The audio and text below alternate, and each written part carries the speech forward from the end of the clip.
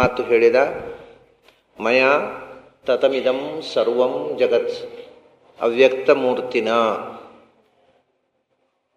ಇದರ ಒಂದು ಮುಖವನ್ನು ನಿನ್ನೆ ನಾವು ನೋಡಿದೆವು. ಯಾರು ಸರ್ವಗತನೋ ಅವನಿಗೆ ಮೂರ್ತಿ ಇಲ್ಲ, ಆದರೆ ಇವನಿಗೆ ಮೂರ್ತಿ ಇದೆ, ಆದರೆ ಸರ್ವಗತ. ಇದು ಒಂದು ಮುಖ.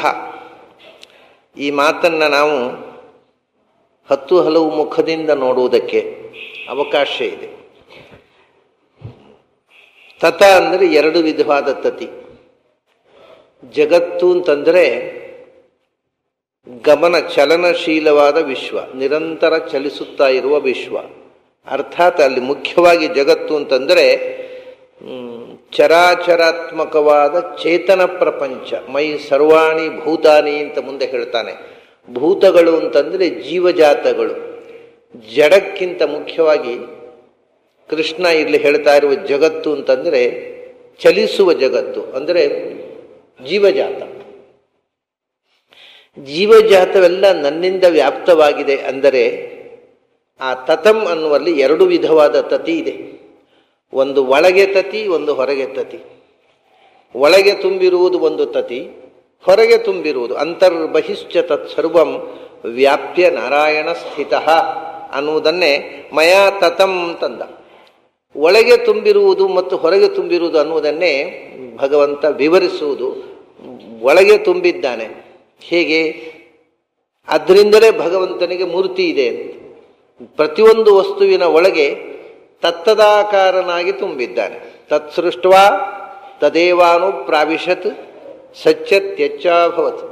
ಯಾವ ವಸ್ತು ನಾವು ಕಾಣುತ್ತೇವೋ, ವ್ಯಕ್ತವಾದಂಥ ಮೂರ್ತಿ ಇದೆಯೋ, ಆ ವ್ಯಕ್ತವಾದ ಮೂರ್ತಿಯೊಳಗೆ ಅಂಥದೇ ಅವ್ಯಕ್ತವಾದ ಮೂರ್ತಿ ಅವನದ್ದಿದೆ.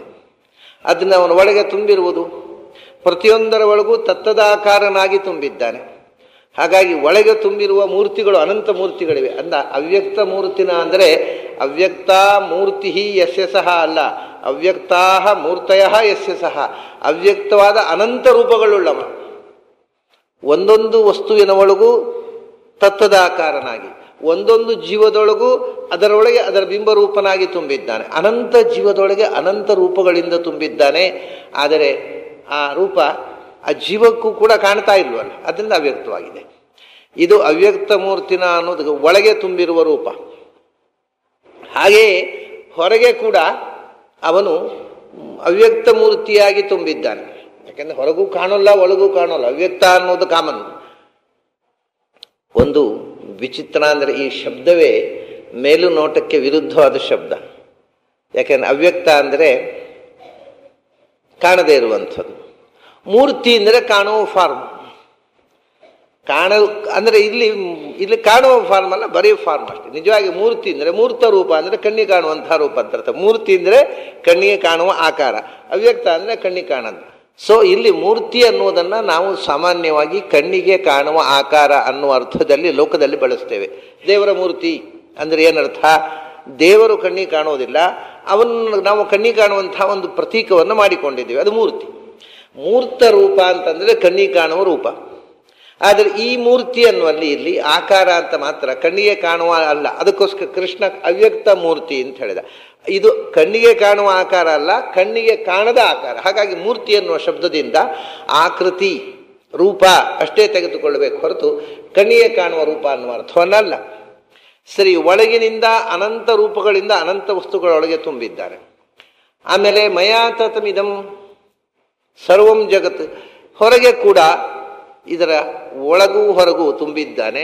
ಅನಂತ ಅಲ್ಲಿ ಅವ್ಯಕ್ತ ಮೂರ್ತಿನ ಹೊರಗೆ ತುಂಬಿರತಕ್ಕ ಭಗವಂತನು ಅವ್ಯಕ್ತನಾಗಿದ್ದಾನೆ.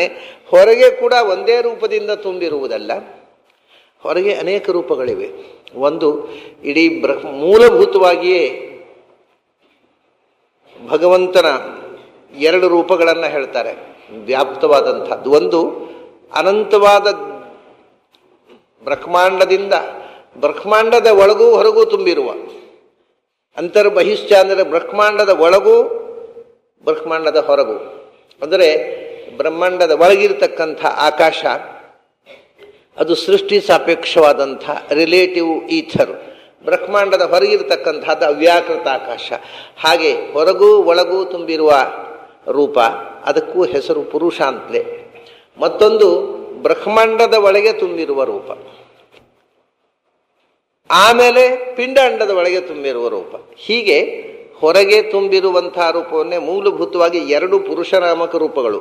ಮತ್ತೆ ಭಗವಂತನ ಎಷ್ಟು ರೂಪಗಳಿವೆಯೋ, ಇದು ವಿಚಿತ್ರ ಅಂದರೆ ನಮ್ಮ ಒಳಗಿರುವ ರೂಪ ಉಂಟಲ್ಲ, ಅಣುವಿಗಿಂತ ಅಣುವಾದ ಬಿಂಬರೂಪ, ಅದು ಕೂಡ ಬ್ರಹ್ಮಾಂಡದ ಹೊರಗೂ ವ್ಯಾಪಿಸಿರುವಂತಹದ್ದೇ. ಅದು ವ್ಯಾಪ್ತವೇ. ಅದು ಅಣುವಾದದ್ದು ಯಾವುದೋ ಅದು ಅಣೋ ಅಣೀಯಾನ್ ಮಹತೋ ಮಹ್ಯಾನ್, ಯಾವುದು ಅಣುವಿಗಿಂತ ಅಣುವಾಗಿ ನಮ್ಮ ಬಿಂಬರೂಪವಾಗಿದೆಯೋ, ಯಾವುದು ನಮ್ಮ ಕಣ್ಣು ಮುಂದೆ ಮಧ್ಯಮ ಪರಿಮಾಣವುಳ್ಳದ್ದಾಗಿ ರಾಮಕೃಷ್ಣಾದಿ ರೂಪದಿಂದ ಭೂಮಿಯಲ್ಲಿ ಕಾಣಿಸಿತ್ತೋ ಅದು ಕೂಡ ವಾಸ್ತವಿಕವಾಗಿ ಮಹತೋ ಮಹ್ಯಾನ್. ಹೀಗೆ ಭಗವಂತನ ಅನಂತ ರೂಪಗಳು ಹೊರಗೂ ತುಂಬಿವೆ, ಭಗವಂತನ ಅನಂತ ರೂಪಗಳು ಒಳಗೂ ತುಂಬಿವೆ. ಒಂದು ದೇಹದ ಒಳಗೆ ಒಂದು ರೂಪ ಅಲ್ಲ, ನಾನು ಹೇಳಿದೆ ಒಬ್ಬೊಬ್ಬ ಜೀವನ ಬಿಂಬರೂಪವಾಗಿ ಒಂದೊಂದು, ಹೀಗೆ ಅನಂತ ಜೀವನಲ್ಲಿ ಅನಂತ ಮೂರ್ತಿ ಆಯ್ತಲ್ಲ. ಒಂದು ಶರೀರದ ಒಳಗೆ ಪಂಚಕೋಶಗಳಲ್ಲಿ ಪಂಚರೂಪ, ಪಂಚಜ್ಞಾನೇಂದ್ರಿಯಗಳಲ್ಲಿ ಪಂಚರೂಪ, ಪಂಚಕರ್ಮೇಂದ್ರಿಯಗಳಲ್ಲಿ ಪಂಚರೂಪ, ಪಂಚವಿಧ ಅಂತಃಕರಣದಲ್ಲಿ ಪಂಚರೂಪ, ಪಂಚ ತನ್ಮಾತ್ರೆಗಳಲ್ಲಿ ಪಂಚರೂಪ, ಪಂಚ ಪ್ರಾಣಗಳಲ್ಲಿ ಪಂಚರೂಪ, ಪಂಚ ಉಪಪ್ರಾಣರಲ್ಲಿ ಪಂಚರೂಪ, ಪಂಚಭೂತಗಳಲ್ಲಿ ಪಂಚರೂಪ. ಇದೆಲ್ಲ ಆದಮೇಲೆ ನಮ್ಮ ದೇಹದ ಒಳಗೆ ಇರತಕ್ಕಂಥ 360 ಅಸ್ಥಿಗಳಲ್ಲಿ 360 ರೂಪ, 360 ಮಜ್ಜೆಗಳಲ್ಲಿ 360 ರೂಪ, 360 ಜಾಯಿಂಟ್ಸ್ಗಳಲ್ಲಿ 360 ರೂಪ, 72,000 ನಾಡಿಗಳಲ್ಲಿ 72,000 ರೂಪ. 72,000 ನಾಡಿ ಎನ್ನುವುದೇ ಪ್ರಧಾನ ನಾಡಿಗಳಷ್ಟೇ. ಇನ್ನು ಸೂಕ್ಷ್ಮಕ್ಕೆ ಹೋದಾಗ ಅವು ಕೋಟಿಗಟ್ಟಲೆ ನಾಡಿಗಳಿವೆ, ಅವುಗಳಲ್ಲೆಲ್ಲ ರೂಪಗಳು. ಅಂದರೆ ಒಂದು ದೇಹದೊಳಗೇನೆ ಲಕ್ಷ ಲಕ್ಷ ಭಗವಂತನ ರೂಪಗಳಿವೆ. ಅದು ಯಾಕೆ ಅಷ್ಟು ರೂಪಗಳು? ಅದು ನಾವೇ ಯಾರು ಕೇಳಲಿಕ್ಕೆ? ಅವನು ಬೇಕಾದರೆ ಎಷ್ಟು ಒಂದೇ ರೂಪ ಏನೂ ರೂಪಧಾರಣೆ ಮಾಡದೆ ಮಾಡಬಹುದು. ಇದು ಒಂದು ಲೀಲೆ ಅಷ್ಟೆ. ಒಂದೊಂದು ದೇಹದೊಳಗೂ ಅವ್ಯಕ್ತ ಮೂರ್ತಿಗಳ ಒಂದು ದೊಡ್ಡ ಪಡೆಯೇ ಇದೆ. ಹೀಗೆ ಈ ಅನುಸಂಧಾನದಲ್ಲಿ ಅನೇಕ ಮುಖಗಳನ್ನು ತುಂಬಿಸಿ ಕೃಷ್ಣ ಹೇಳಿದ, ಮಯಾ ತತಮಿದಂ ಸರ್ವಂ ಜಗತ್ ಅವ್ಯಕ್ತ ಮೂರ್ತಿನ. ಮಯಾ ತತಂ ಅನ್ನುವಲ್ಲಿ ಮುಖ್ಯವಾಗಿ ಯಾರು ಒಳಗೆ ತುಂಬಿದ್ದೇನೆ ಅನ್ನೋದನ್ನು, ಅವ್ಯಕ್ತ ಮೂರ್ತಿ ನಾನು ಒಳಗೆ ತುಂಬಿದ್ದಾನೆ ಅನ್ನೋದು ವಿಶಿಷ್ಟವಾದ ಅರ್ಥ. ಅಲ್ಲಿ ಅನೇಕ ರೂಪಗಳಿಂದ ನಾನು ಈ ಪ್ರಪಂಚದ ಒಳಗೆ ತುಂಬಿದ್ದೇನೆ. ಅಷ್ಟೇ ಅಲ್ಲ, ಮತ್ಸ್ಥಾನಿ ಸರ್ವಭೂತಾನಿಯಿಂದ ನಾನು ಎಲ್ಲ ಪ್ರಪಂಚದ ಒಳಗೂ ತುಂಬಿದ್ದೇನೆ ಮತ್ತು ಎಲ್ಲ ಪ್ರಪಂಚವೂ ನನ್ನಲ್ಲಿದೆ. ನಾನು ಎಲ್ಲ ಪ್ರಪಂಚದಲ್ಲೂ ಇದ್ದೇನೆ, ಎಲ್ಲ ಜೀವದಲ್ಲೂ ಇದ್ದೇನೆ, ಎಲ್ಲ ದೇಹದಲ್ಲೂ ಇದ್ದೇನೆ, ಎಲ್ಲದರ ಒಳಗೂ ಇದ್ದೇನೆ ಮತ್ತು ಎಲ್ಲವೂ ನನ್ನಲ್ಲಿದೆ. ಪರಸ್ಪರ ಮೊದಲು ಹೇಳಿದ್ದು ನನ್ನಲ್ಲಿ ಇಡೀ ಜಗತ್ತಿದೆ. ಮತ್ಸ್ಥಾನಿ ಸರ್ವಭೂತಾನಿ, ಸಮಸ್ತ ಜೀವಜಾತ ನನ್ನಲ್ಲಿದೆ, ನಾನು ಸಮಸ್ತ ಜೀವಜಾತದಲ್ಲಿದ್ದೇನೆ. ಇದು ಮೇಲು ನೋಟಕ್ಕೆ ಕಾಂಟ್ರಡಿಕ್ಟರಿ. ನಾನು ಮನೆಯೊಳಗಿದ್ದೇನೆ, ಮನೆ ನನ್ನೊಳಗಿದೆ ಅಂತ ಹೇಳಿದರೆ ಏನು ಅರ್ಥ ಮಾಡ್ಕೋಬೇಕು ನಾವು? ಹೌದು, ನಮ್ಮ ವಿಷಯಕ್ಕೆ ಅದು ಅಸಂಗತವಾದ್ದು. ಭಗವಂತನಿಗೆ ಅಸಂಗತ ಅಲ್ಲ. ಅವನು ಎರಡೂ ಸರಿ, ಎಲ್ಲದರ ಒಳಗೂ ಇರುವುದವನು, ಎಲ್ಲದರ ಹೊರಗೂ ಇದ್ದು ಎಲ್ಲವನ್ನು ಧಾರಣೆ ಮಾಡುವವನು. ಹೌದು, ಅವನು ಒಳಗೂ ಹೊರಗೂ ಇರುವವನದಿಂದ ಅವನಲ್ಲಿ ಎರಡೂ ಕೂಡುತ್ತೆ. ಎಲ್ಲದರ ಒಳಗೂ ಇದ್ದಾನೆ, ಎಲ್ಲದರ ಹೊರಗೂ ಇದ್ದಾನೆ, ಎಲ್ಲವೂ ಅವನಲ್ಲಿದೆ, ಎಲ್ಲದರಲ್ಲೂ ಅವನಿದ್ದಾನೆ. ಈ ಎರಡು ವಿಧವಾದ ಯಸ್ಮಿನ್ ವಿರುದ್ಧ ಕಥೆಯೋಪ್ಯನುಶಂಪತಂತಿ ಅಂತ ಭಾಗವತದಲ್ಲಿ ಮಾತಾಡ್ತಾರೆ. ನಾವು ಪ್ರಪಂಚದಲ್ಲಿ ಯಾವುದನ್ನು ಕಾಂಟ್ರಡಿಕ್ಟರಿ ಅಂತೇವೆ, ಅವು ಎಲ್ಲ ಧರ್ಮಗಳು ಶುಭ ಧರ್ಮಗಳಾಗಿದ್ದರೆ ಭಗವಂತನಲ್ಲಿ ಅನ್ವಯವಾಗ್ತವೆ ಅಂತ. ವಿವಿಧ ಶಕ್ತಯ ಆನುಪೂರ್ವ್ಯ ವೇದದಲ್ಲಿ ಅಂಥ ವಿರುದ್ಧ ಧರ್ಮಗಳನ್ನು ಸಾಕಷ್ಟು ಹೇಳ್ತಾರೆ. ಶಯಾನೋ ಯಾತಿ ಸರ್ವತಃ, ಕೂತಲ್ಲೇ ಕೂತಿದ್ದಾನೆ, ಎಲ್ಲ ಕಡೆಗೂ ಹೋಗ್ತಾನೆ. ಆಸೀನೋ ದುರಮೃಜತಿ, ಶಯಾನೋ ಯಾತಿ ಸರ್ವತಃ, ಮಲಗಿರ್ತಾನೆ ಆದರೆ ಎಲ್ಲ ಕಡೆ ಹೋಗ್ತಿರ್ತಾನೆ. ಹೀಗೆ ಮೇಲು ನೋಟಕ್ಕೆ ವಿರುದ್ಧದಂತೆ ಕಾಣುವ ಎಲ್ಲ ಧರ್ಮಗಳನ್ನು ಭಗವಂತನಲ್ಲಿ ಹೇಳ್ತಾವೆ, ಭಗವಂತನ ಅಚಿಂತ್ಯ ಶಕ್ತಿಯ ಅನುಸಂಧಾನಕ್ಕೋಸ್ಕರ. ಹಾಗೆ ಇಲ್ಲಿ ಏನು ಹೇಳಿದರು? ಎಲ್ಲದರ ಒಳಗೂ ಎಲ್ಲದರಲ್ಲೂ ನಾನಿದ್ದೇನೆ ಮತ್ತು ಮತ್ಸ್ಥಾನಿ ಸರ್ವಭೂತಾನಿ, ಎಲ್ಲ ಭೂತಗಳು ಎಲ್ಲ ಜೀವಜಾತಗಳು ನನ್ನಲ್ಲಿವೆ, ಎಲ್ಲ ಜೀವಜಾತಗಳಲ್ಲಿ ನಾನಿದ್ದೇನೆ. ಅದನ್ನು ಮತ್ತೆ ಡಿನೈ ಮಾಡ್ತಾನೆ. ನಚಾಹಂ ತೇಷ್ವಸ್ಥಿತ ನಚ ಮತ್ಸ್ಥಾನಿ ಭೂತಾನಿ, ಯಾವ ಜೀವಜಾತದಲ್ಲೂ ನಾನಿಲ್ಲ, ಯಾವುದು ನನ್ನಲ್ಲಿಲ್ಲ, ಯಾವುದಲ್ಲೂ ನಾನಿಲ್ಲ. ತೀರಾ ಕಾಂಟ್ರಡಿ. ಮೊದಲೇನು ಹೇಳಿದ? ಎಲ್ಲದರಲ್ಲಿಯೂ ನಾನಿದ್ದೇನೆ ಮತ್ತು ನನ್ನಲ್ಲಿ ಎಲ್ಲವೂ ಇದೆ. ನೆಕ್ಸ್ಟ್ ಹೇಳ್ತಾನೆ, ನಚಾಹಂ ತೇಷ್ವಸ್ಥಿತ ನಚ ಮತ್ಸ್ಥಾನಿ ಭೂತಾನಿ, ಯಾವುದರಲ್ಲಿಯೂ ನಾನಿಲ್ಲ, ಯಾವುದೂ ನನ್ನಲ್ಲಿಲ್ಲ. ಪಶ್ಯಮೇ ಯೋಗಮೈಶ್ವರಂ, ನನ್ನ ಸಾಮರ್ಥ್ಯ ನೋಡು, ಇಷ್ಟು ವಿರುದ್ಧವಾದ ವಿಷಯಗಳು ನನ್ನಲ್ಲಿ ಕೂಡಿಬಿಡ್ತವೆ. ನಾನು ಎಲ್ಲದಲ್ಲಿಯೂ ಇದ್ದೇನೆ, ಆದರೆ ನಾನು ಯಾವುದಲ್ಲಿಯೂ ಇಲ್ಲ. ಎಲ್ಲವೂ ನನ್ನಲ್ಲಿದೆ, ಆದರೆ ಯಾವುದೂ ನನ್ನಲ್ಲಿಲ್ಲ. ಈ ಎರಡು ವಿರುದ್ಧವಾದ ಧರ್ಮಗಳನ್ನು ಏಕಕಾಲದಲ್ಲಿ ಹೇಳುವುದರ ಮೂಲಕ ಭಗವಂತ ಏನನ್ನ ತಿಳಿಸ್ತಾ ಇದ್ದಾನೆ? ಎಲ್ಲವೂ ನನ್ನಲ್ಲಿದೆ, ಆದರೆ ಯಾವುದೂ ನನ್ನಲ್ಲಿಲ್ಲ ಅಂತಾನೆ. ಅದರ ಅರ್ಥ ಎಲ್ಲವೂ ಇದೆ, ನಾವು ನಮ್ಮಲ್ಲಿ ಇದೆ ಅನ್ನೋದು ಯಾವಾಗ ಗೊತ್ತಾ? ಅದನ್ನು ನಾವು ಹಚ್ಚಿಕೊಂಡಾಗ ನಮ್ಮಲ್ಲಿ ಇದೆ ಅಂತ. ಹಚ್ಚಿಕೊಳ್ಳದೇ ಇದ್ದರೆ ಇಲ್ಲ. ಯಾವುದು ಹಚ್ಚಿಕೊಂಡಾಗ ನಮ್ಮದು, ಹಚ್ಚಿಕೊಳ್ಳದೇ ಇದ್ದರೆ ನಮ್ಮದಲ್ಲ. ನಮ್ಮದು ಅಂತಕ್ಕಂಥ ಮಮ ಅನ್ನುವುದೇ ಅಲ್ವಾ, ನನ್ನದು ಅಂತ ಹೇಳಿದರೆ ತಾನೆ ಅದು ನನ್ನದಾಗೋದು. ಯಾವುದು ನನ್ನದಲ್ಲ ಅಂತ ಕೃಷ್ಣ ಯಾಕೆ ಹೇಳ್ತಾನೆ ಅಂದರೆ, ಅವನಿಗೆ ಯಾವುದು ಮಮ ನಮಮಗಳೇ ಇಲ್ಲ. ಮಮಕಾರ ಅಂದರೆ ಅಟ್ಯಾಚ್ಮೆಂಟು. ಎಲ್ಲವನ್ನೂ ನನ್ನದು ಅಂತ ಹಚ್ಚಿಕೊಂಡ್ರೆ ನನಗೆ ಅಂಟಿಕೊಳ್ಳುತ್ತೆ. ಅದು ಹಚ್ಚಿಕೊಳ್ಳದೇ ಇದ್ದರೆ, ಭಗವಂತನಲ್ಲಿ ಎಲ್ಲವೂ ಇದೆ, ಆದರೆ ಯಾವುದು ನನ್ನಲ್ಲಿ ಇದೆ ಅದು ನಾನು ಹೊತ್ಕೊಂಡಿದ್ದೇನೆ, ಇದು ನನ್ನದು ಅಂತ ಅವನಿಗೆ ಆ ಮಮಕಾರವೇ ಇಲ್ಲ. ಅಟ್ಯಾಚ್ಮೆಂಟ್ ಇಲ್ಲದೆ ಇರುವುದನ್ನ, ನಿರ್ಲಿಪ್ತತೆಯನ್ನು ಹೇಳುವುದಕ್ಕೋಸ್ಕರ ಈ ಕಾಂಟ್ರಡಿಕ್ಟರಿ ಸ್ಟೇಟ್ಮೆಂಟ್ಸ್ ಹೇಳ್ತಾರೆ. ಎಲ್ಲವನ್ನೂ ಭಗವಂತ ಧರಿಸಿದ್ದಾನೆ, ಆದರೆ ಎಲ್ಲವೂ ಭಗವಂತನಲ್ಲಿದೆ, ಯಾವುದೂ ಇಲ್ಲ. ಅಂದರೆ ಭಗವಂತನನ್ನು ಅಂಟಿಕೊಂಡು ಯಾವುದೂ ಇಲ್ಲ. ಈಗ ನಾವು ಈ ನೆಲದಲ್ಲಿದ್ದೇವೆ ಅಂದರೆ ನೆಲವನ್ನು ಅಂಟಿಕೊಂಡು ನಮ್ಮ ಕಾಲಿದೆ. ನೆಲ ಬಿಟ್ಟು 1.5 ಇಂಚು ಮೇಲೆ ನಡೀರಿ ಅಂದರೆ ಆಗತ್ತಾ? ಆ ಅಂಟಿಕೊಂಡೇ ಇರಬೇಕು. ಹಾಗೆ ಭಗವಂತನಲ್ಲಿ ಎಲ್ಲವೂ ಇದೆ, ಆದರೆ ಯಾವುದೂ ಭಗವಂತನಲ್ಲಿಲ್ಲ.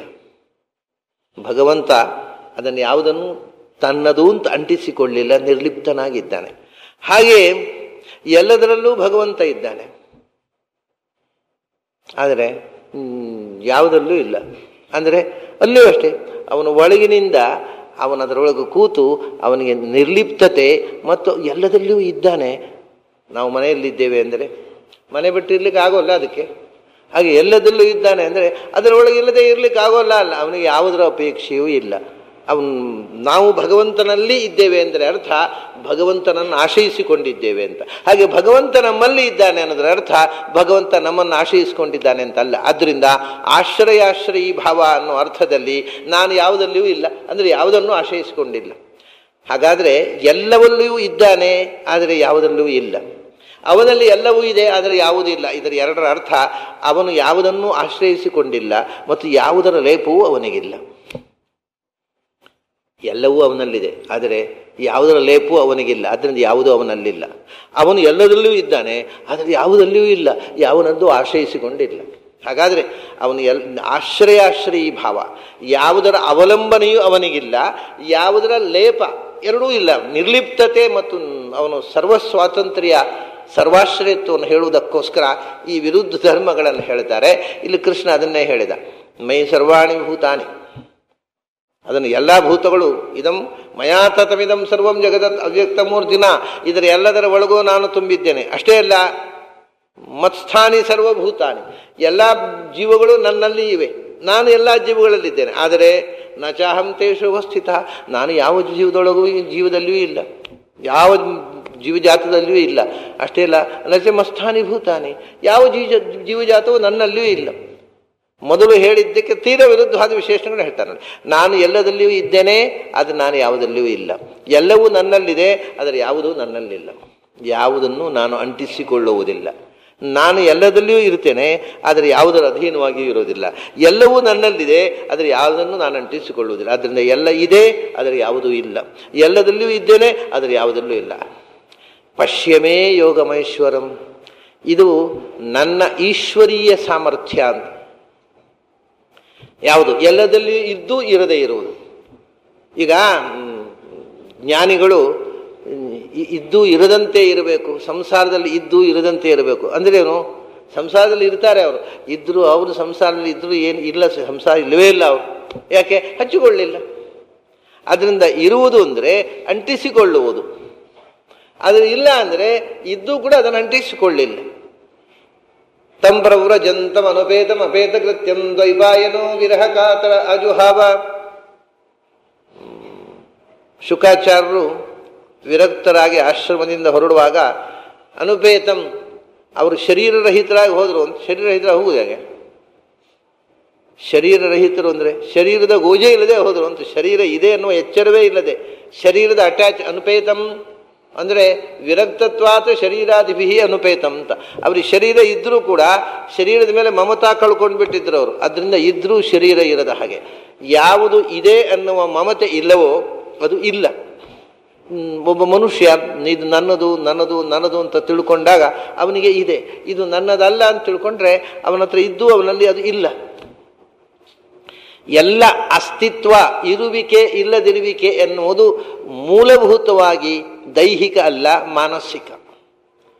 ಇದು ಭಗವಂತನಿಗೆ ಯಾವುದರ ಮಾನಸಿಕವಾದ ಲೇಪವೂ ಇಲ್ಲ. ಅದರಿಂದ ಎಲ್ಲವೂ ಅವನನ್ನು ಆಶ್ರಯಿಸಿದೆ, ಆದರೆ ಯಾವುದೂ ಅವನಲ್ಲಿಲ್ಲ. ಎಲ್ಲ ಕಡೆಯೂ ಅವನಿದ್ದಾನೆ, ಆದರೆ ಎಲ್ಲಿಯೂ ಯಾವುದನ್ನು ಅವನು ಅವಲಂಬಿಸಿಕೊಂಡಿಲ್ಲ. ಅದರಿಂದ ಎಲ್ಲಿಯೂ ಇಲ್ಲ. ಹೀಗೆ ಪಶ್ಯಮೇ ಯೋಗಂ ಐಶ್ವರಂ, ಈಶ್ವರ ಸಂಬಂಧಿಯಾದ, ಈಶ್ವರ ಅನ್ನುವ ಶಬ್ದಕ್ಕೆ ಅರ್ಥ ಸರ್ವಸಮರ್ಥ ಅಂತ. ಈಶಾ ಅಂದರೆ ಸಮರ್ಥ ಸಂಸ್ಕೃತದಲ್ಲಿ, ಈಶಾ ಅಂದರೆ ಸಮರ್ಥ, ಒಡೆಯ. ಈಶ್ವರ ಅಂದರೆ ಸಮರ್ಥರಲ್ಲಿ ಶ್ರೇಷ್ಠ, ಸರ್ವಶ್ರೇಷ್ಠ ಅಂತ ಸಮರ್ಥ ಅಂದರೆ ಸರ್ವಸಮರ್ಥ, ಆಮ್ನಿಪೊಟೆಂಟ್, ಆಲ್ ಪವರ್ಫುಲ್. ಸರ್ವಸಮರ್ಥನಾದ ನನ್ನ ಈ ವಿಚಿತ್ರ ಶಕ್ತಿಯನ್ನು ನೋಡು, ನಾನು ಎಲ್ಲ ಕಡೆ ಇದ್ದೇನೆ, ಆದರೆ ಎಲ್ಲೂ ಇಲ್ಲ. ಎಲ್ಲವೂ ನನ್ನಲ್ಲಿದೆ, ಆದರೆ ಯಾವುದೂ ಇಲ್ಲ. ಭೂತಭೃತ್ ನಚ ಭೂತಸ್ಥ ಮಮಾತ್ಮ ಭೂತಭಾವನಃ. ಅದನ್ನು ಹೇಳ್ತಾನೆ, ಭೂತಭೃತ್ ನಚ, ಭೂತಭೃತ್ ನಚ ಭೂತಸ್ಥ ನಚ ಭೂತಸ್ಥ, ಭೂತಭೃನ್ ನಚ ಭೂತಸ್ಥ. ಈ ಮಧ್ಯದಲ್ಲಿ ನಚ ಅಂತಿದೆ. ಈ ನಚ ಅನ್ನೋದನ್ನು ಸಂಸ್ಕೃತದಲ್ಲಿ ಹೊಸ್ತಿಲಲ್ಲಿ ಇಟ್ಟ ದೀಪ ಅಂತ ಹೇಳ್ತಾರೆ. ಅದೊಂದು ನ್ಯಾಯ, ದೇಹಲಿ ದೀಪ ನ್ಯಾಯ ಅಂತ. ಹೊಸ್ತಿಲಲ್ಲಿ ದೀಪ ಇಟ್ಟರೆ ಅದು ಆಚೆಗೂ ಬೆಳಕು ಕೊಡುತ್ತೆ, ಕೋಣೆಯ ಒಳಗೂ ಬೆಳಕು ಕೊಡುತ್ತೆ, ಕೋಣೆಯ ಹೊರಗೂ ಬೆಳಕು ಕೊಡುತ್ತೆ, ಕೋಣೆಯ ಒಳಗೂ ಬೆಳಕು ಕೊಡುತ್ತೆ. ಹಾಗಾಗಿ ಮಧ್ಯ ದಂಡೆಯ ಮೇಲೆ ಇಟ್ಟ ದೀಪ ಅಂದರೂ ಅದೇ. ದಂಡೆಯ ಮೇಲೆ ದೀಪ ಇಟ್ಬಿಟ್ರೆ ದಂಡೆಯ ಆಚೆ, ಪಾಗಾರದ ಆಚೆ ಇದ್ದವರಿಗೂ ಬೆಳಕು, ಪಾಗಾರದಿಂದ ಹೊರಗಿರೋವರೆಗೂ ಬೆಳಕು. ಈ ನಚ ಅನ್ನೋದನ್ನು ಹಾಗೆ ಹೊಸ್ತಿಲಲ್ಲಿ ದೀಪ ಇಟ್ಟ ಹಾಗೆ ಇಟ್ಟಿದ್ದಾನೆ. ವೇದವ್ಯಾಸರ ಪ್ರಯೋಗ, ಕೃಷ್ಣ ಅರ್ಜುನಿಗೆ ಹೇಗೆ ಹೇಳಿದ್ದಾನೆ ಗೊತ್ತಿಲ್ಲ. ಅವನು ಭೂತಭೃತ್ ನಚ ಭೂತಸ್ಥ, ನಾನು ಭೂತಭೃತ್ ಎಲ್ಲ ಜೀವಜಾತವನ್ನು ಧರಿಸಿದ್ದೇನೆ, ಮತ್ತು ನಚ ಇಲ್ಲಪ್ಪ ನಾನೇನು ಧರಿಸಲಿಲ್ಲ. ಭೂತಸ್ಥ ಎಲ್ಲ ಜೀವಜಾತಗಳು ನನ್ನಲ್ಲಿವೆ, ನಚ ಭೂತಸ್ಥ ಎಲ್ಲ ಜೀವಜಾತಗಳಲ್ಲೂ ನಾನಿದ್ದೇನೆ, ಯಾವುದಲ್ಲೂ ಇಲ್ಲ ನಾನು. ಹಿಂದೆ ಹೇಳಿದ್ದನ್ನು ಮತ್ತೆ ಕ್ರಿಸ್ಪಾಗಿ ಹೇಳಿದೆ, ಭೂತಭೃತ್ ಎಲ್ಲ ಭೂತಗಳನ್ನು ನಾನು ಧರಿಸಿದ್ದೇನೆ, ಅದರ ನಚ ಇಲ್ಲ ಇಲ್ಲ, ನಾನು ಯಾವುದನ್ನೂ ಧರಿಸಲಿಲ್ಲ. ಭೂತಸ್ಥ ಎಲ್ಲ ಜೀವಿತ ಜಾತಲ್ಲೂ ನಾನಿದ್ದೇನೆ, ನಚ ಭೂತಸ್ಥ ಯಾವುದಲ್ಲೂ ನಾನಿಲ್ಲ.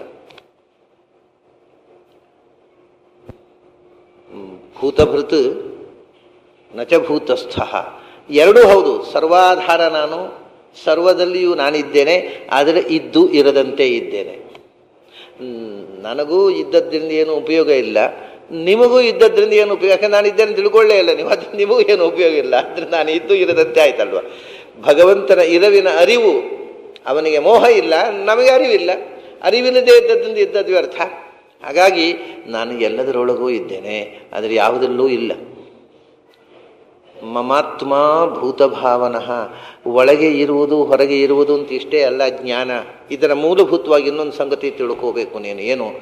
ಮಮ ಆತ್ಮ ಭೂತಭಾವನಃ, ಈ ಎಲ್ಲ ಜೀವಜಾತಗಳನ್ನು ನನ್ನ ಆತ್ಮ, ನನ್ನ ಆತ್ಮ ಅಂದರೆ ಏನು ಅಂತ ಮತ್ತೆ ನೋಡೋಣ. ನನ್ನ ಆತ್ಮ ಇದನ್ನು ಭಾವಿಸಿತು. ಭಾವನಾ ಅಂತಂದರೆ ಸೃಷ್ಟಿ ಸ್ಥಿತಿಶ್ಚ ಸಂಹಾರ ಭಾವನೇತ್ಯಭಿಧೀಯತೆ. ಇದರ ಒಳಗೆ ನಾನು ಇರುವುದು ಅಂದರೆ ಯಾರೋ ಸೃಷ್ಟಿ ಮಾಡಿದ್ದರ ಒಳಗೆ ನಾನು ಹೋಗುತ್ತದ್ದಲ್ಲ, ಇದನ್ನು ಸೃಷ್ಟಿ ಮಾಡಿದ್ದೇ ನಾನು. ಭಾವನ, ಭೂತಗಳನ್ನು ಭಾವನಾ ಅಂದರೆ ಭಾವಯತೀತಿ ಭೂತಭಾವನ. ಭೂತಗಳ ಭಾವನೆ, ಭಾವನೆ ಅಂದರೆ ಒಂದು ಉದ್ಭಾವನೆ, ಅದರ ಉದ್ಭವ, ಸೃಷ್ಟಿ. ಯಾರು ಭೂತ ಭಾವನ ಅಂದರೆ ಜೀವಜಾತಗಳನ್ನೆಲ್ಲ ಸೃಷ್ಟಿ ಮಾಡಿದವ.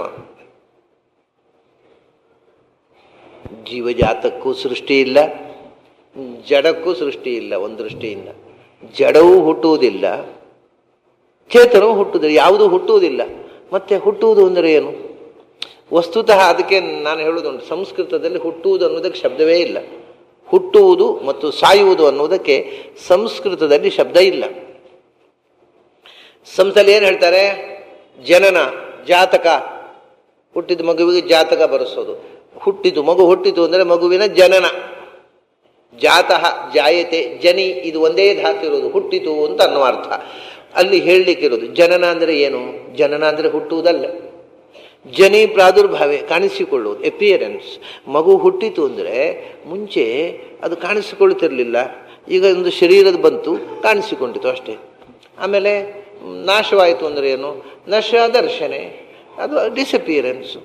ಕಾಣಿಸಿಕೊಂಡಿತು. ಹುಟ್ಟುವುದು ಅಂದರೆ ಕಾಣಿಸಿಕೊಳ್ಳುವುದು, ಸಾಯುವುದು ಅಂದರೆ ಕಾಣಿಸಿಕೊಳ್ಳದೇ ಇರುವುದು, ಕಣ್ಮರೆಯಾಗುವುದು. ನಾಶವಾಯಿತು ಅಂದರೆ ಕಣ್ಮರೆಯಾದ ಅಷ್ಟೇ. ಇನ್ನೊಂದು ಮೃತಃ ಅಂತಿದೆ. ಮೃತಃ ಅಂದರೆ ಪ್ರಾಣ ಹೋಗುವುದು, ಸಾಯುವುದಲ್ಲ. ಅದು ಯಾವುದೊಂದು ಇಲ್ಲದೆ ಹೋಗುವುದು, ಇಲ್ಲಿಗೆ ಹೋಗುವುದು, ಪ್ರಾಣ ಹೋಗುವುದು. ಪ್ರಾಣ ಒಳಗೆ ಪ್ರಾಣದೇವರು ಕೂತಿದ್ದರು, ಹೋದರು ಅಷ್ಟೇ. ಆಮೇಲೆ ಇನ್ನೊಂದು ಶಬ್ದ ಇದೆ, ಅವನು ಪಂಚತ್ವಂ ಗತಃ, ಒಂದಿದ್ದ ಐದಾದ ಅಷ್ಟೇ. ಮಣ್ಣು ನೀರು ಬೆಂಕಿ ಗಾಳಿ ಆಕಾಶ ಎಲ್ಲ ಒಟ್ಟಿಗೆ ಸೇರಿ ಒಂದಾಗಿತ್ತು, ಮಣ್ಣು ಮಣ್ಣಿಗೆ ಸೇರಿತು, ಒಂದಿದ್ದದ್ದು ಐದಾಯಿತು. ಸಾಯುವುದು ಅಂದರೆ ಒಂದಿದ್ದದ್ದು ಐದಾಗುವುದು, ಹೆಚ್ಚು ಆಗುವುದು, ಕಮ್ಮಿ ಆಗುವುದಲ್ಲ. ಸಾಯುವುದು ಅಂದರೆ ಒಂದಿದ್ದದ್ದು ಐದಾಗುವುದು. ಹೀಗೆ ಇಲ್ಲವಾಗುವುದು ಅಂತಕ್ಕ ಒಂದು ಸಂಗತಿಯೇ ಇಲ್ಲ. ಯಾವುದೇ ಒಂದು ವಸ್ತು ಇಲ್ಲವಾಗುವುದು ಅಂತಿಲ್ಲ, ಜಡವೂ ಹೋಗುವುದಿಲ್ಲ, ಚೇತನ. ಮತ್ತು ಹಾಗಾದರೆ ಏನು ಅಂದರೆ ಅದೇ ಜಡ ಮತ್ತು ಚೇತನಗಳ ಸ್ವದೇಹ ಯೋಗ ವಿಗಮ ನಾಮ ಜನ್ಮ ಮೃತಿಪುರ. ದೇಹ ಇಲ್ಲದ ದೇಹ, ಜೀವನಿಗೆ ಇಲ್ಲದ ದೇಹ ಬರುವುದು, ಹುಟ್ಟುವುದು, ಇದ್ದ ದೇಹ ಹೋಗುವುದು, ಸಾಯುವುದು ಅಷ್ಟೇ. ಚೇತನಕ್ಕೂ ಜಡಕ್ಕೂ ಆಗತಕ್ಕಂಥ ಒಂದು ಪರಸ್ಪರ ಸಮಾಗಮ ಉಂಟಲ್ಲ, ಅದೇ ಜನ್ಮ. ಒಂದು ಜಡ ದೇಹ ಬಂತು, ಅದು ಹೋಯಿತು. ದೇಹ ಬರುವುದು, ಅದು ಚೇತನಕ್ಕೆ ಜಡದ ಸಮಾಗಮ. ಜಡದೊಳಗೆ ಚೇತನ ಹೋಗಿ ಕೂಡುವುದು, ಹುಟ್ಟುವುದು. ಜಡದಿಂದ ಚೇತನ ಹೊರಕ್ಕೆ ಬರುವುದು, ಸಾಯುವುದು ಅಷ್ಟೇ. ಹುಟ್ಟುವುದು ಸಾಯುವುದು ಅಂದರೆ ಈ ಜಡವಾದ ದೇಹ ಒಂದು ಬಸ್ಸು, ವೆಹಿಕಲ್ ಇದ್ದ ಹಾಗೆ. ವಾಸ್ತವಿಕವಾಗಿ ದೇಹದೊಳಗೆ ಪ್ರವೇಶಿಸಿತು, ದೇಹದಿಂದ ಹೊರಗೆ ಬಂತು, ಹುಟ್ಟಿತು ಸತ್ತಿತು ಅನ್ನೋದು ಎಷ್ಟು ತಪ್ಪು ಅಂದರೆ, ಇವಾಗ ಒಬ್ಬ ಇಲ್ಲಿಂದ ಮಂಗಳೂರಿಗೆ ಹೊರಟಿದ್ದಾನೆ. ಅವನು ಬೆಂಗಳೂರಿನಿಂದ ಮಂಗಳೂರು ಹೋಗೋ ಬಸ್ಸಿನ ಒಳಗೆ ಹೋದ, ಬಸ್ಸಿನ ಒಳಗೆ ಹೋಗಿ ಹುಟ್ಟಿದ. ಮಂಗಳೂರಿಗೆ ಹೋಗಿ ಬಸ್ಸಿನಿಂದ ಇಳಿದು ಸತ್ತ. ಯಾಕಂದರೆ ಹೋಗೋದು ಇಳಿಯೋದು, ಹತ್ತುವುದು ಇಳಿಯೋದೇ, ಹುಟ್ಟುವುದು ಸಾವುದಾದರೆ, ಇವು ಮಂಗಳೂರಿನ ಬಸ್ನೊಳಗೆ ಹೋಗಿ ಹುಟ್ಟಿದ. ಆಮೇಲೆ ಮಂಗಳೂರಿನಲ್ಲಿ ಇಳಿದು ಸತ್ತ. ಏನಾಯ್ತು ರೀ, ಆಕ್ಸಿಡೆಂಟ್ ಆಯ್ತಾ? ಇಲ್ಲಪ್ಪ, ಬಸ್ಸಿನಿಂದ ಇಳಿದ ಅಷ್ಟೇ, ಅದೇ ಸಾಯೋದು. ಇಷ್ಟೇ. ಬಸ್ ಹತ್ತುವುದು ಇಳಿಯೋದು ಹೇಗೋ ಹಾಗೆ ಇದೊಂದು ವೆಹಿಕಲ್ಲು, ಜಡವಾದ ಒಂದು ವಾಹನವನ್ನು ಹತ್ತಿದ, ಇಳಿದ. ಹಾಗಾಗಿ ಅದನ್ನು ಭಾವನಾ ಅಂತ. ಒಂದು ದೃಷ್ಟಿಯಿಂದ ಹುಟ್ಟುವುದು ಅನ್ನೋದು ಒಂದು ಭಾವನೆ ಅಷ್ಟೇ, ಒಂದು ಭಾವನೆ ಅಷ್ಟೇ, ನಿಜವಾಗಿ ಹುಟ್ಟುವುದು ಅಂತಿಲ್ಲ. ಸಾಯುವುದು ಅನ್ನೋದು ಒಂದು ಭಾವನೆ, ಸತ್ಯ ಅಂತ ಇವನು ಭಾವಿಸಿದ ಅಷ್ಟೇ, ಸಾಯಲಿಲ್ಲ. ಅದನ್ನ ಹುಟ್ಟು, ಇರವು ಮತ್ತು ಸಾವು, ಇದನ್ನ ಸಂಸ್ಕೃತದಲ್ಲಿ ಭಾವನಾ ಅಂತ ಹೇಳ್ತಾರೆ. ಭಾವನಾ ಅಂದರೆ ಬೇರೆ ಬೇರೆ ರೂಪದಿಂದ, ಭಾವನಾ ಅಂದರೆ ಆಗುವಿಕೆ, ಭಾವನಾ ಅಂದರೆ ಆಗುವುದು, ಭಾವನಾ ಅಂದರೆ ಅಷ್ಟೇ ಬೇರೆ ಬೇರೆ ರೂಪಾಂತರವನ್ನು ಹೊಂದುವಿಕೆ. ಮನುಷ್ಯ ಹೊಂದುವ ರೂಪಾಂತರದಲ್ಲಿ ಒಂದು ಹುಟ್ಟುವುದು, ಒಂದು ಸಾಯುವುದು, ಸಾಯುವುದು ಹುಟ್ಟುವುದು ರೂಪಾಂತರ, ಮೆಟಮಾರ್ಫಾಸಿಸ್ ಅಷ್ಟೇ. ಅದನ್ನ ಭಾವನಾ. ಮತ್ತೆ ಹುಟ್ಟಿ ಸಾಯೋ ತನಕ ಇರೋದು ಎಲ್ಲಿ? ಆ ದೇಹದೊಳಗೆ, ಅದು ಸ್ಥಿತಿ. ಹಾಗಾದರೆ ಭಾವನಾ ಅಂತಂದರೆ ಒಂದು ಸ್ಥೂಲವಾದ ಶರೀರದೊಳಗೆ ಪ್ರವೇಶಿಸುವುದು ಮತ್ತು ಭಗವಂತ ಅಲ್ಲಿ ಇರಗೊಟ್ಟಷ್ಟು ಕಾಲ ಇರುವುದು ಮತ್ತು ಒಂದು ದಿವಸ ಆ ದೇಹದಿಂದ ಹೊರಕ್ಕೆ ಬರುವುದು. ಇದೇ ಸೃಷ್ಟಿ ಸ್ಥಿತಿ ಸಂಹಾರ, ಇದೇ ಭಾವನಾ. ಭೂತ ಭಾವನಃ, ಈ ಜೀವಜಾತಕ್ಕೆ ಸೃಷ್ಟಿ ಸ್ಥಿತಿ ಸಂಹಾರಗಳನ್ನು ಮಾಡುವವನು ನಾನೇ, ದೇಹದೊಳಗೆ ಕಳಿಸಿದವನೇ ನಾನು. ಯಾಕೆಂದರೆ ಇಷ್ಟೇ ವಿಷಯ ಹೌದು, ಆದರೆ ದೇಹದೊಳಗೆ, ಯಾವುದೋ ಒಂದು ದೇಹದೊಳಗೆ ನಾವು ಪ್ರವೇಶಿಸಿದೆವು, ನಮ್ಮ ಸ್ವಂತ ಇಚ್ಛೆಯಿಂದ ಅಲ್ವಲ್ಲ. ನಮಗೆ ದೇಹದೊಳಗೆ ಪ್ರವೇಶ ಮಾಡಬೇಕು ಅಂತ ಇಚ್ಛೆಯೂ ಇರಲಿಲ್ಲ, ಯಾವ ದೇಹದೊಳಗೆ ಪ್ರವೇಶ ಮಾಡಿದೆವು ಅನ್ನೋದು ಗೊತ್ತಿಲ್ಲ, ಹುಟ್ಟಿ ಬಹಳ ದಿವಸ ತನಕ ನಮಗೆ ಹುಟ್ಟಿದೆವು ಅನ್ನೋದೇ ಗೊತ್ತಿಲ್ಲ. ಹಾಗಾಗಿ ಹುಟ್ಟುವುದು, ದೇಹದೊಳಗೆ ಪ್ರವೇಶಿಸುವುದಕ್ಕೆ ನಾವು ಸ್ವತಂತ್ರರಲ್ಲ, ಹೊರಗೆ ಬರುವುದಕ್ಕೂ ಅಲ್ಲ. ಹೊರಗೆ ಬರುವುದಕ್ಕೆ ಸ್ವತಂತ್ರರಾಗಿದ್ದು ಹೊರಗೆ ಹೋಗ್ತಲೇ ಇರಲಿಲ್ಲ, ಇಲ್ಲೇ ಇದ್ದು ಬಿಡ್ತಿದ್ದೆವು. ಇರಲಿ ಒಂದು 100 ವರ್ಷ 500 ವರ್ಷ 300 ವರ್ಷ ಇರೋಣ, ಮತ್ತೆ ನೋಡೋಣ. ಬೇಕಾದರೆ ಹೋಗಬೇಕು ಅಂತ ಕಂಡ್ರೆ ಹೋದ್ರೆ ಅವಸರ ಏನು, ಕೂತೇ ಬಿಡ್ತಿದ್ದೆವು. ಕಡೆ ಅವಸರ ಏನು ಅಂತ ಶತಮಾನೋತ್ಸವ ಆಗಿ 2ನೇ ಶತಮಾನ, ಉಳಿದವರಿಗೆ ಅವಸರ, ಇವನು ಯಾಕೆ ಸಾಯೋಲ್ಲಪ್ಪ ಏನು ಅಂತ, ಅವನಿಗೆ ಅವಸರ ಇಲ್ಲ. ಉಳಿದವರಿಗೆ, ಅವ್ರ ಮಕ್ಕಳಿಗೆ ಮೊಮ್ಮಕ್ಕಳಿಗೆಲ್ಲ ಇವನಿಗೆ ಅಪ್ಪ ಸಾಯೋದೇ ಇಲ್ವಲ್ಲ ಗ್ರಹಚಾರ, ಇದೇನು ಕಥೆ ಅವರಿಗೆ ಅವಸರ, ಉಳಿದವರಿಗೆ ಅವಸರ. ಅದಕ್ಕೆ ಸಾಯುವುದು ನಮ್ಮ ಅಧೀನ ಅಲ್ಲ, ಹುಟ್ಟುವುದು ನಮ್ಮ ಅಧೀನ ಅಲ್ಲ, ದೇಹದೊಳಗೆ ಇರುವುದು ನಮ್ಮ ಅಧೀನ ಅಲ್ಲ. ಅಂದ ಸೃಷ್ಟಿ ಸ್ಥಿತಿಶ್ಚ ಸಂಹಾರ. ಈ ಸೃಷ್ಟಿ ಸ್ಥಿತಿ ಸಂಹಾರಗಳು ಇದು ಭಗವಂತನ ಕ್ರಿಯೆ. ಭೂತ ಭಾವನ ಜೀವಜಾತಗಳ ಸೃಷ್ಟಿ ಸ್ಥಿತಿ ಸಂಹಾರಗಳನ್ನು ಮಾಡುವಮ್ಮ. ಸೃಷ್ಟಿ ಸ್ಥಿತಿ ಸಂಹಾರ ಮಾಡಿದ ಮೇಲೆ ಅದರೊಳಗೆ ಪ್ರವೇಶಿಸಿದ್ದನ್ನು ಮೊದಲು ಯಾಕೆ? ನಿಯಮನ ಮಾಡೋದಕ್ಕೋಸ್ಕರ. ಹಾಗಾಗಿ ಸೃಷ್ಟಿ ಸ್ಥಿತಿ ಸಂಹಾರ ನಿಯಮನ. ಕೆಲವರೊಳಗೆ ಪ್ರವೇಶಿಸಿ ಏನು ಮಾಡಿದ? ಜ್ಞಾನ ಕೊಟ್ಟ. ಕೆಲವರೊಳಗೆ ಪ್ರವೇಶಿಸಿ ಏನು ಕೊಟ್ಟ? ಅಜ್ಞಾನ ಕೊಟ್ಟ. ಅಜ್ಞಾನ ಕೊಟ್ಟವರಿಗೆ ಸಂಸಾರ ಕೊಟ್ಟ. ಜ್ಞಾನ ಕೊಟ್ಟು ಕೂಡ ಬಿಡುಗಡೆ ಕೊಟ್ಟ. ಹಾಗಾದರೆ ಒಳಗಿದ್ದು ಮಾಡುವ ಕೆಲಸಗಳು ಜ್ಞಾನಾಜ್ಞಾನ ಬಂಧ ಮೋಕ್ಷಗಳು. ಒಳಗಿದ್ದು ಏನು ಮಾಡ್ತಾನೆ? ನಿಯಮನ ಮಾಡೋದು. ಏನು ನಿಯಮನ ಎಂದು ಕೆಲವರಿಗೆ ಜ್ಞಾನ, ಕೆಲವರಿಗೆ ಅಜ್ಞಾನ, ಅಜ್ಞಾನದಿಂದ ಬಂಧ, ಅಜ್ಞಾನದಿಂದ ಮೋಕ್ಷ. ಹೀಗಾಗಿ ಮಮಾತ್ಮ ಭೂತಭಾವನಃ ಮತ್ತು ಭೂತಭೃನ್ನಚ ಭೂತಸ್ಥ ಅನ್ನುವ ಪದಗಳಿಂದ ಒಟ್ಟಿಗೆ ಕೃಷ್ಣ ಇಲ್ಲಿ ಏನು ಹೇಳ್ತಾ ಇದ್ದಾನೆ ಅಂದರೆ, ಬ್ರಹ್ಮಸೂತ್ರದಲ್ಲಿ ವೇದವ್ಯಾಸರು ಏನು ಜನ್ಮಾದ್ಯಸ್ಯ ಯತಃ, ಈ ಜಗತ್ತಿನ ಸೃಷ್ಟಿ ಸ್ಥಿತಿ ಸಂಹಾರ ನಿಯಮನ ಜ್ಞಾನ ಅಜ್ಞಾನ ಬಂಧ ಮೋಕ್ಷ, ಇದು 8 ನನ್ನಿಂದ ಈ ಜಗತ್ತಿಗೆ ಆಗ್ತಾ ಇದೆ. ನನ್ನಿಂದ ಅಂತ ಹೇಳೋದಿಲ್ಲ, ಇದನ್ನು ಕೊಡುವಂತಹದ್ದು ನಾನು ಅಂತ ಕೃಷ್ಣ ಹೇಳೋದಿಲ್ಲ, ನನ್ನ ಆತ್ಮ ಅಂತ ಹೇಳ್ತಾನೆ. ಹಾಗಂದ್ರೆ ಎಂಥದ್ದು? ನಾನು ಮತ್ತು ನನ್ನ ಆತ್ಮ ಅಂದರೆ ಎರಡೆರಡು ಎಂಥದ್ದು? ನಾನು ಅಂದರೆ ಆತ್ಮವೇ ಅಲ್ವ? ನಾನು ಅಂತ ಹೇಳೋದು ಆತ್ಮಕ್ಕಲ್ವ? ಇಂಗ್ಲೀಷ್ನಲ್ಲಿ ಹೇಳ್ತಾರೆ ಮೈ ಸೆಲ್ಫ್ ಅಂತ. ಅದು ನಿಜವಾಗಿ ಸಂಸ್ಥೆಯಲ್ಲಿ ಹಾಗೆ ನನ್ನ ಮೈ ಸೆಲ್ಫ್ ಅಂತ ಹೇಳಿದರೆ ಅದಕ್ಕೆ ಅನುವಾದ ಹಾಗೆ ಮೈ ಸೆಲ್ಫು ಅಹಂ ಅಂತಲೇ, ಮಮಾತ್ಮ ಅಲ್ಲ. ಅದು ಎಲ್ಲೋ ಇಂಗ್ಲೀಷು ಸರಿ ಗೊತ್ತಿಲ್ಲದೆ ಇದ್ದವರು ಮೈ ಸೆಲ್ಫ್ ಮಮ ಆತ್ಮ ಅಂತ. ಅರೆ ಕೃಷ್ಣ ಇಂಗ್ಲೀಷ್ ಗೊತ್ತಿಲ್ಲದೆ ಇದ್ದವರು ಇಂಗ್ಲೀಷ್ ಶಬ್ದವನ್ನು ಸಂಸ್ಥೆಗೆ ಅನುವಾದ ಮಾಡಿದ ಹಾಗೆ ಇದೆ ನೋಡಿ, ಒಳ್ಳೆ ತಮಾಷೆ. ಮೈ ಸೆಲ್ಫ್ ಮಮ ಆತ್ಮ ಅಂದರೆ ಮೈ ಸೆಲ್ಫ್ ಅಲ್ಲ, ಅದು ಮೈ ಸೆಲ್ಫ್ ಅನ್ನೋದಕ್ಕೆ ಮೀ ಅಂತಲೇ ಅರ್ಥ. ಅಹಂ ಮಮಾತ್ಮ ಅಲ್ಲ. ಹಾಗಾದರೆ ಮಮಾತ್ಮ ಅಂದರೆ ಏನು? ಕೃಷ್ಣ ಹೇಳ್ತಾನೆ, ನಾನು ಅಷ್ಟೇ ಅಲ್ಲ, ಮತ್ತೆ ನನ್ನ ಶರೀರ ಆತ್ಮ ಅಂತ ಅನ್ನೋದಕ್ಕೆ ಅನೇಕ ಅರ್ಥಗಳಿದೆ. ಒಂದೇನು ಹೇಳಿದ? ನಾನು ಅವ್ಯಕ್ತವಾದ ರೂಪದಿಂದ ತುಂಬಿದ್ದೇನೆ ಅಂತ ಹೇಳಿದ್ನಲ್ವಾ, ಅದನ್ನೇ ವಿವರಿಸಿದು. ನಾನು ಸೃಷ್ಟಿ ಮಾಡುವುದು ಇದನ್ನು ನಾನು ನನ್ನ ರೂಪ, ಮಮ ಆತ್ಮ, ನನ್ನ ಫಾರ್ಮು ಅದೂ ಕಾಣೋದಿಲ್ಲ ಅಲ್ಲ ನಿಮಗೆ. ನನ್ನ ಆತ್ಮ ಅಲ್ಲ, ನನ್ನ ಶರೀರ. ಅದು ಯಾಕೆ ಶರೀರದಿಂದ ಸೃಷ್ಟಿ ಮಾಡೋದು ಅಂತಂತ ಯಾಕೆ ಹೇಳ್ತಾನೆ ಅಂದರೆ, ನನ್ನ ಶರೀರ ಮತ್ತು ನಾನು ಎರಡು ವಸ್ತು ಇಲ್ಲ, ಇಲ್ಲಿ ಇದೆ. ಇದು ನನ್ನ ಶರೀರ, ಯಾಕೆಂದರೆ ಇದು ನನಗಿಂತ ಬೇರೆ. ಅದರಿಂದ ನನ್ನ ಶರೀರ ಅನ್ನೋದಕ್ಕೆ ಇದು ಕರೆಕ್ಟ್ ಇದೆ. ನನ್ನ ಶರೀರ ನನಗಿಂತ ಬೇರೆ, ಈ ಶರೀರದೊಳಗೆ ನಾನು ಇದ್ದೇನೆ, ಈ ಶರೀರದಿಂದ ನಾನು ಹೊರಗೆ ಹೋಗ್ತೇನೆ. ಹಾಗೆಯೇ ಭಗವಂತನಿಗೆ ಪ್ರವೇಶ ಮಾಡುವ ಒಂದು ಜಡ ಶರೀರ ಉಂಟಾ? ಒಂದು ದಿವಸ ಆ ದೇಹ ಬಿಟ್ಟು ಹೊರಗೆ ಬರ್ತಾನೆ ಅವನು ಕೂಡ. ಹಾಗೆ ಹೇಳಿ ಭಗವಂತನಿಗೂ ನಮ್ಮ ಹಾಗೆ ಹುಟ್ಟು ಸಾವು ಹೇಳಬೇಕಾಗತ್ತೆ. ಮಮಾತ್ಮ ಅಂತ ಹೇಳಿದ ಕೂಡಲೇ ಭಗವಂತನಿಗೆ ನಮ್ಮ ಹಾಗೆ ಒಂದು ಶರೀರ ಇದೆ. ಕೆಲವರು ಹೇಳುವುದುಂಟು ಭಗವಂತನಿಗೆ ಶರೀರ ಇದೆ, ಅದು ಜಡವಾದ ಶರೀರ. ಬಹಳ ಜನ ಫಿಲಾಸಫರ್ಸ್ ಹೇಳ್ತಾರೆ. ಆದರೆ ಕೃಷ್ಣ ಬಹಳ ಉಗ್ರವಾಗಿ ಅದನ್ನು ವಿರೋಧ ಮಾಡ್ತಾನೆ. ಮುಂದೆ ಅವಜಾನಂತಿ ಮಾಂ ಮೂಢಾಹ ಮಾನುಷೀಂ ತನುಮಾಶ್ರಿತಂ, ನನಗೂ ಮನುಷ್ಯರ ಹಾಗೆ ಪಂಚಭೂತಾತ್ಮಕವಾದ ಶರೀರ ಇದೆ ಅಂತ ತಿಳ್ಕೊಂಡವರು ತಿಳಿಗೇಡಿಗಳು ಅಂತ ಹೇಳ್ತಾನೆ. ಹಾಗಾಗಿ ಮಮಾತ್ಮ ಅಂದರೆ ನನ್ನ ಸ್ವರೂಪಭೂತವಾದ ಶರೀರ, ನಾನೇ ಶರೀರ. ಆದರೆ ಅದು ಇದನ್ನು ನನ್ನ ಶರೀರ ಅಂತ ಯಾಕೆ ಅಂತ ಹೇಳ್ತಾನೆ ಅಂದರೆ, ಇದು ನನ್ನ ಸ್ವರೂಪ ಅಂತ ಹೇಳ್ಬೋದಲ್ವ.